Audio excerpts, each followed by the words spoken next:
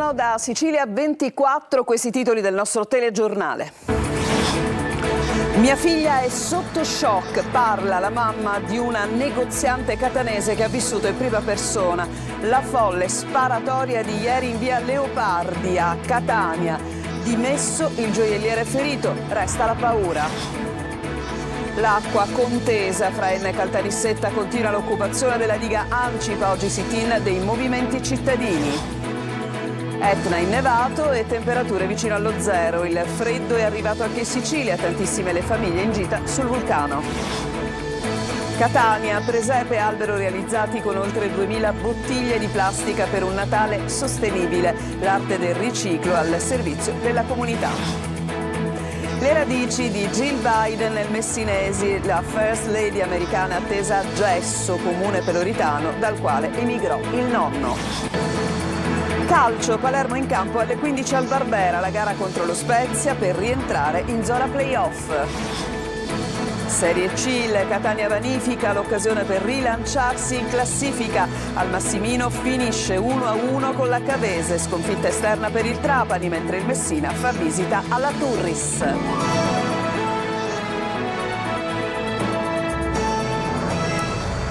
Ancora ben trovati, mia figlia è sotto shock. Al nostro telegiornale parla la mamma di una negoziante che ha vissuto ieri a Catania in prima persona la sparatoria di giorno in pieno centro in via Giacomo Leopardi, in cui è rimasto ferito un gioielliere. Tonino De Mana.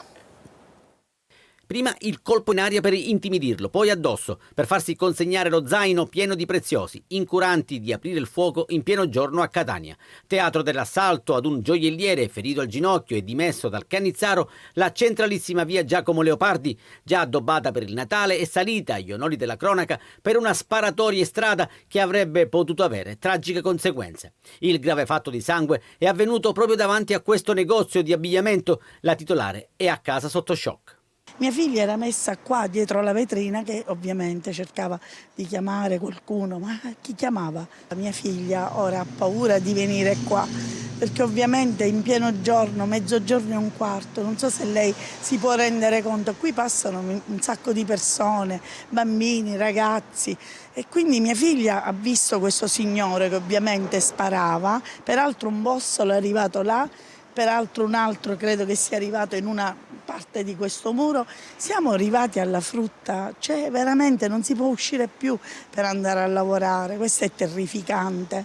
Il rapinatore, che forse conosceva bene abitudini e movimenti del gioielliere, lo ha seguito per un breve tratto di strada per poi passare all'azione sparando e darsi alla fuga grazie ad un complice che lo attendeva in scooter. Saranno le telecamere poste tra le vie Leopardi e Fulci a fornire gli elementi giusti agli agenti della squadra mobile che hanno sentito la vittima e diversi testimoni nel tentativo di risalire agli autori dell'audace assalto armato.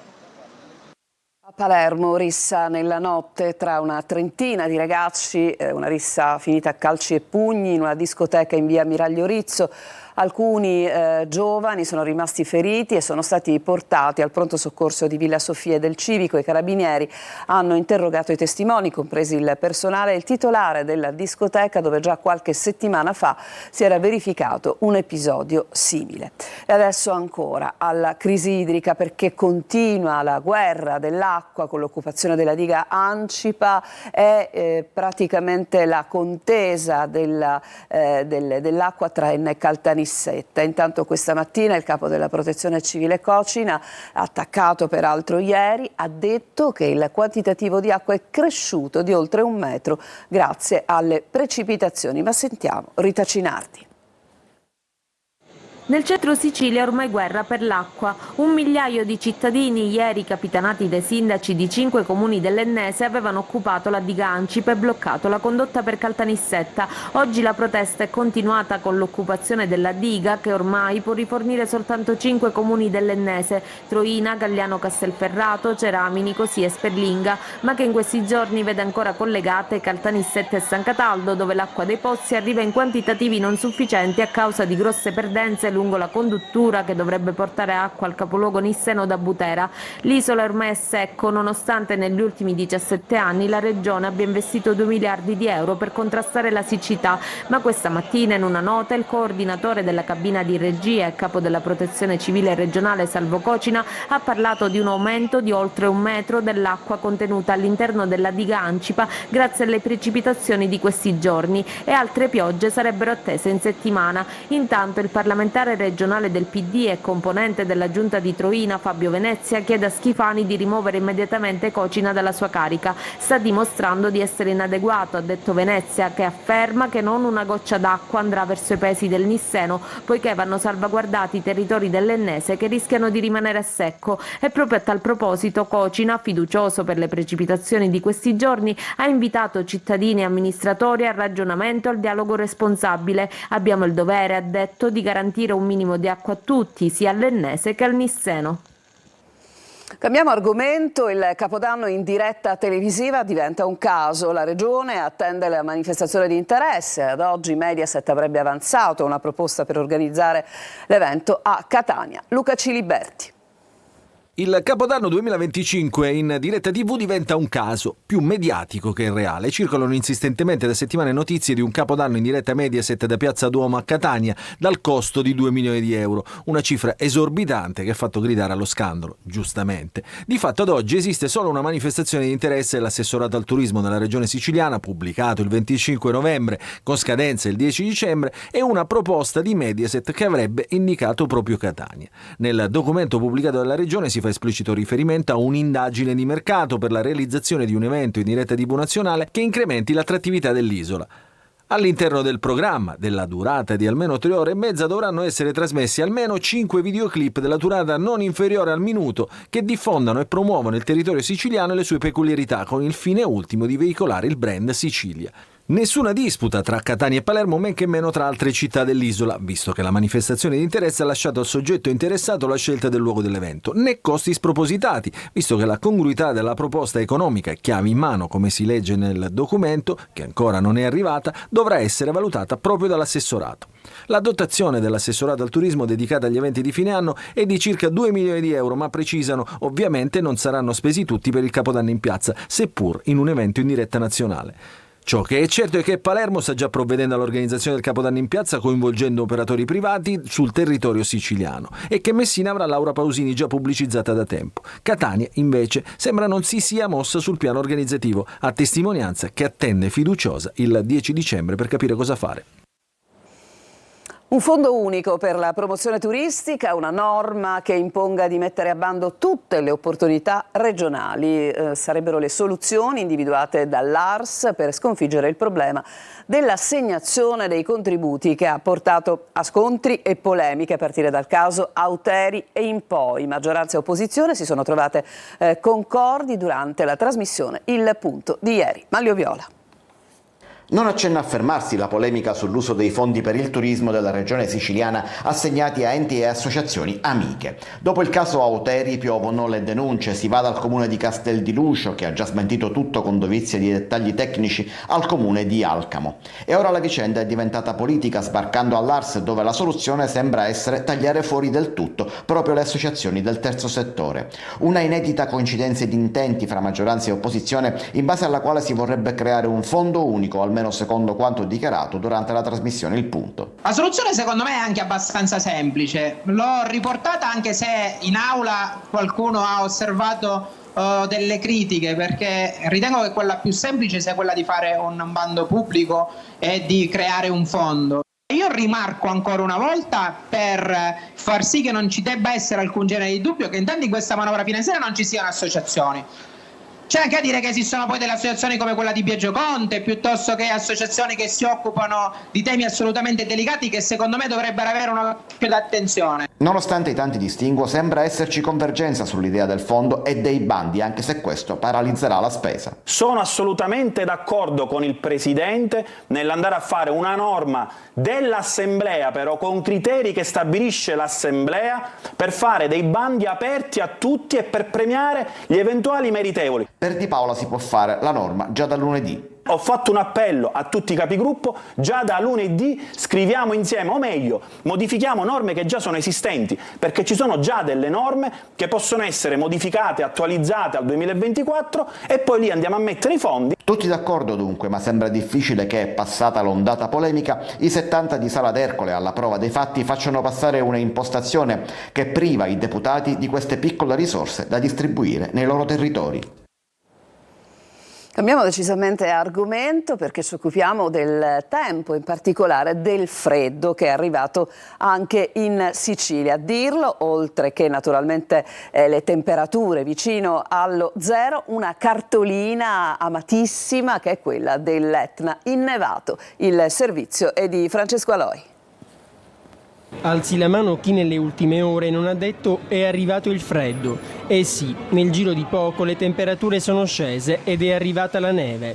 Eccola sull'Etna, già dai 1300 metri, nelle immagini girate da Vincenzo Greco. Qui siamo a Piano Provenzana, ci sono accumuli tra i 10 e i 20 centimetri, però ancora pochi per sciare. La neve non si è depositata in maniera uniforme per l'interezza delle stazioni sciistiche, quindi delle piste da sci che a monte risultano essere molto più scoperte per via della ventilazione forte. Ma se la neve non basta per gli amanti dello sci, è già qualcosa per chi vuole fare una semplice escursione con i bambini. Naturalmente immancabili le stories su Instagram. La colonnina di mercurio è scesa qui come nel resto della Sicilia. Nella notte a Siracusa c'era qualche grado appena sopra lo zero. L'estate infinita sembra essere finita, il freddo è arrivato anche in Sicilia. Il freddo è arrivato anche in Sicilia, ma è un freddo relativo. Da noi c'è sempre bel tempo e ci godiamo comunque anche queste giornate un po' più fresche. Serviva il cappello prima di uscire. Effettivamente quest'anno abbiamo avuto anche troppo caldo. L'ondata di freddo, come ci dicono gli esperti, arriva dai Balcani. Tra martedì e mercoledì, però, le temperature dovrebbero salire di qualche grado, ma si preannuncia un inverno freddo, non più un autunno allungato. Quindi via con gli scioglilingua, per dire brrr. E adesso vi mostriamo le immagini di un'iniziativa che parla di Natale sostenibile. Un albero alto 6 metri e un presepe realizzati a Catania con oltre 2000 bottiglie di plastica. Il servizio è di Tonino De Mana. Oltre 2000 bottiglie di plastica per realizzare presepe ed albero di Natale. La punta, costruita con pezzi di ventilatore e beccucci di silicone. L'arte del riciclo in bella mostra sul sacrato della chiesa Santissima Maria della Consolazione a Catania, una città che in quanto a rifiuti certamente non brilla. Ed allora per farla brillare, così come luci e addobbi che vedete, ci hanno pensato i parrocchiani con in testa Roberto Cicirelli, ideatore del progetto. L'Epifania scorsa, nello smontare questo qua ho pensato alla sostenibilità. L'assemblaggio l'abbiamo iniziato effettivamente dopo l'estate, a settembre. Ci sono voluti 3 mesi buoni. Questo modo di fare un presepe è giusto per arrivare al cuore delle persone, in modo che non buttano per strada la plastica, ma che si possa riutilizzare. Fattivo il contributo della comunità. Ho portato 30 bottiglie per contribuire a fare questo presepe che hanno fatto i colleghi della chiesa, che è una cosa meravigliosa. Orgoglioso il parroco Ignazio Mirabella. Dalla plastica bisogna passare all'impegno vero, autentico, ai rapporti umani, alle scelte, ai compiti, a quelle decisioni che consentono a una parrocchia che grava su un quartiere di non essere un luogo chiuso e passare così da un potere di plastica, da una fede di plastica, da rapporti di plastica a importanti momenti di comunione e di comunità. Davvero un bel esempio, il dono migliore per un Natale sostenibile. Adesso ci fermiamo, c'è una pausa e poi andremo ai preparativi in provincia di Messina per accogliere la First Lady Jill Biden. A tra poco.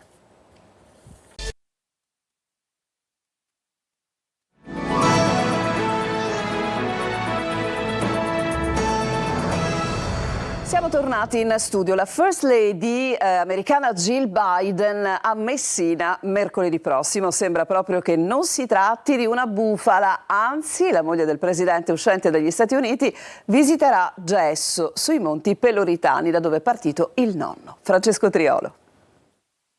Da giorni a Gesso, paesino sui Monti Peloritani che sovrastano Messina, c'è grande fibrillazione, prima una voce così che sembrava quasi uno scherzo, che poi pian piano però col passare dei giorni è diventata sempre più concreta. Jill Biden, moglie del presidente degli Stati Uniti Joe, arriverà qui in visita. Le interlocuzioni fra l'ambasciata americana e l'Italia sono durate alcuni mesi, allora in tanti hanno compreso il perché di quel via vai che nelle ultime settimane si è notato. Membri dell'ambasciata, funzionari statunitensi top secret e il coinvolgimento del comune di Messina per perlustrare le viuzze di questo borgo. La data segnata sul calendario è mercoledì 4 dicembre, quando la First Lady visiterà il villaggio dei suoi nonni. Il nonno paterno, Domenico Giacoppi, infatti emigrò negli Stati Uniti nel 1900 e poi il cognome si è trasformato in Jacobs. La nipote è nata nel 1951 nel New Jersey e ha sposato Biden nel 77. Insegnante, scrittrice, impegnata in organizzazioni no profit. Non è chiaro ancora se insieme alla First Lady, fino all'insediamento nel 2025 di Donald Trump, ci sarà anche il marito che potrebbe accompagnarla in una visita che, istituzionale o personale, non importa, questo si scoprirà solo a ridosso dell'evento. È di alcuni giorni fa la decisione del divieto all'uso dei social per i minori di 16 anni in Australia, ma la notizia fa discutere molto anche in Italia e in tanti sarebbero favorevoli a una legge uguale anche nel nostro paese. Francesco Aloi. Facebook, Instagram, TikTok, X. L'Australia dice no all'uso dei social per i minori di 16 anni. Secondo il governo si tratta di una misura necessaria che protegge i più giovani. E se questo divieto venisse adottato anche qui in Italia? Le persone imparerebbero di più a socializzare, comunque ad avere rapporti umani, cosa che non c'è più. Con tutto quello che sta succedendo durante questo periodo, tutte le brutte notizie che si sentono, penso che sia una cosa giusta. È un po' più semplice, no? Vietare e basta. La soluzione secondo lei quale potrebbe essere? Collaborazione da parte soprattutto degli adulti. Oggi chi non ha un profilo in rete, minori di 10 anni inclusi, si inserisce un'età falsa ed ecco che si entra nel grande mondo virtuale. Già i bambini a 3 anni sono, si può dire, ossessionati da questi cellulari. La maggior parte è per una rimodulazione dell'uso dei social. Bisogna fare attenzione soprattutto ai giovanissimi. Lo dice la gente della strada, lo dicono anche gli esperti. Possono creare dei rischi di salute che possono andare dai disturbi nello sviluppo cognitivo e nell'apprendimento a disturbi nella vista, nell'udito, nel sonno, che si riflettono con disturbi poi di concentrazione, ma anche di ansia, di irritabilità e di predisposizione a malattie. Ma di limitazioni all'uso non solo dei social, ma dei cellulari in generale, se ne è parlato qualche mese fa anche all'ARS. La proposta è stata presentata dal pentastellato Gilistro, pediatra che denuncia come i genitori spesso scambino il cellulare per un babysitter. Ci fermiamo ancora in chiusura del telegiornale Il Calcio, cominceremo con il Palermo, tra poco in campo contro lo Spezia.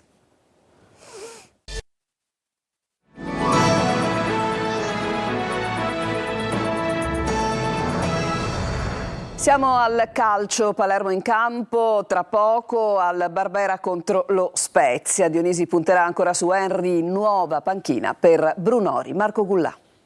Grinta, carattere e soprattutto punti. Alessio Dionisi chiede alla sua squadra una prova maiuscola per tornare a galla e rientrare in zona playoff. Alle 15 c'è Palermo Spezia al Barbera. Dopo i risultati di ieri, i rosanero sono noni, fuori dalla zona playoff. Serve una vittoria contro uno Spezia che però è secondo e viene da 3 successi consecutivi. È la squadra che ha preso meno gol di tutti, quindi affrontiamo una squadra da rispettare poi fino a un certo punto perché è arrivato il momento di battere una grande. Lo Spezia è una di quelle squadre che in questo momento sta performando più di noi, poi ognuno sceglie la propria strada. Io non cambio la nostra, sono soddisfatto del percorso che stiamo facendo di prestazioni. No, non vorrei essere frainteso. Il Palermo fatica a fare gol, ma oggi pomeriggio Dionisi punterà ancora una volta su Henry, con Insigne e Di Francesco a supporto, Brunori in panchina. Ranocchia da regista ha giocato la sua migliore partita stagionale contro la Sampdoria e va verso la conferma. Accanto a lui ci dovrebbero essere Segre e uno tra Gomez e Verre. Nello Spezia 3 ex rosanero, Soleri, Matteo ed Elia. Arbitrerà Prontera della sezione di Bologna. Adesso alla Serie C, il Catania vanifica un'altra chance importante di rilanciarsi in classifica. I rossazzurri pareggiano infatti in casa con la Cavese, facendosi raggiungere nella ripresa dopo il vantaggio di Stoppa sul rigore. Sentiamo Marco Carli. Modalità diverse ma stesso epilogo, le occasioni sprecate dal Catania soprattutto in casa, con la Cavese solo l'ultima di una serie che comprende il derby col Messina o la sconfitta con Latina, con i campani decisivi la mancanza di capacità di chiudere il match, controllato e gestito dopo il rigore di Stoppa, ma anche gli errori sotto porta nel finale dopo che la Cavese aveva raggiunto il pareggio con Fella, ma i colpi di testa di Inglese e soprattutto quello di Sturaro a pochi secondi dal triplice fischio sono da dimenticare. Il diavolo come se si è messo di traverso. E se il diavolo secondo Toscano ci ha messo lo zampino, un diavolo per capello ce l'hanno i tifosi che a fine gara fischiano e ce l'ha probabilmente anche il direttore sportivo Faggiano che tiene la squadra per 20 minuti al rapporto. Serviva un piglio diverso, soprattutto nel secondo tempo in cui il calo è stato evidente nonostante la scelta di risparmiare energie titolari col Trapani in Coppa. Ci sta nell'arco di 90 minuti di avere un piccolo calo nel secondo tempo, a differenza magari di altre volte avevamo tenuto meglio il campo anche nella stanchezza.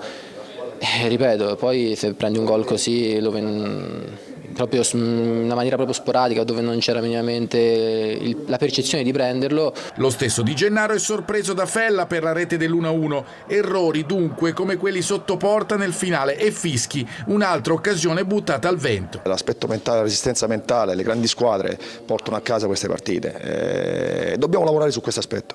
Un concetto più volte espresso dal tecnico: se il colpo di testa di Sturaro fosse entrato staremmo a raccontare altro, ma anche questo è un concetto usato in altre occasioni e sono diventate tante, probabilmente troppe.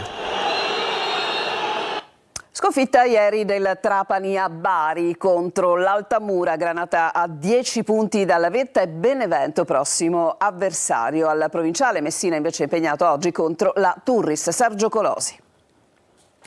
Il campionato delle occasioni perse per il Trapani, sconfitto dal team Altamura e scivolato ad un ritardo con doppia cifra dalla capolista Benevento, prossima avversaria al provinciale. Scelte sbagliate di Aronica, sempre più in discussione, in una squadra schierata con il 3-5-1-1 che limita il suo potenziale offensivo, mandando in panchina Falle e Spini, tra i più in forma del momento. Un assist per l'Altamura che, tranne nella fase iniziale, per un tempo e mezzo ha dominato i Granata, che hanno subito 2 reti, con Simone smarcato dall'errore di Celiento e con Rolando, abile finalizzatore in occasione del raddoppio. Il Trapani accorcia con Falle, entrato ad inizio ripresa, ma l'Altamura legittima il successo con il legno colpito da Rolando, prima di rischiare la rimonta nel finale. Ancora una volta manca la continuità e i segnali di ripresa come il 4-0 sul Latina e la qualificazione in Coppa Italia naufragano davanti alla partita del possibile rilancio.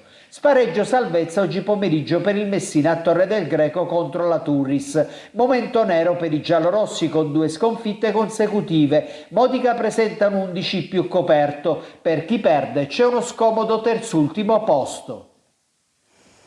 Questo era l'ultimo servizio per questa edizione di Sicilia 24. Io vi ringrazio per averci seguito, vi auguro una buona domenica e vi ricordo il prossimo appuntamento con il nostro telegiornale alle 19.